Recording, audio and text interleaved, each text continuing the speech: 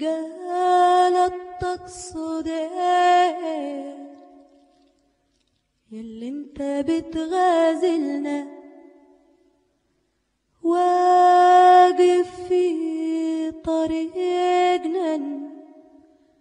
كان طالعنا نزلنا مواعدين بعضنا من صغرنا وما زلنا منفوت بعضنا حتى التراب يعزلنا أنا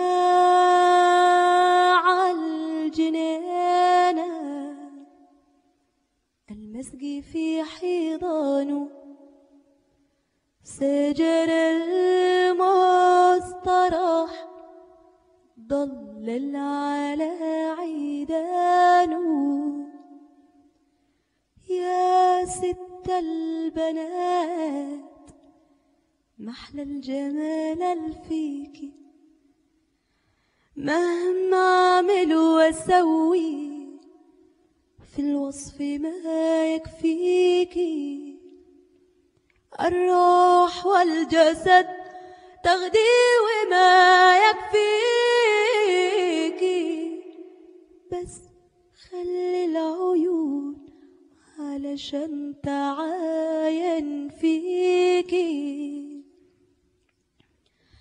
رايد أكلمك كل ساعة في وسعتنا من بعد الظهر نركب ظهر ناقتنا قالت نعمل ايه لو العرب شافتنا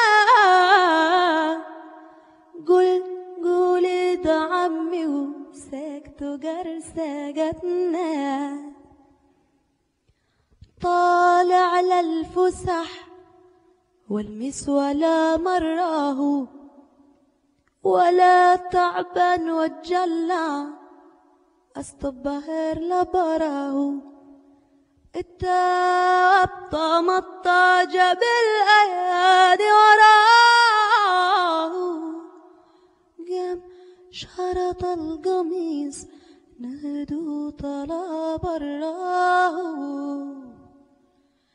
نانا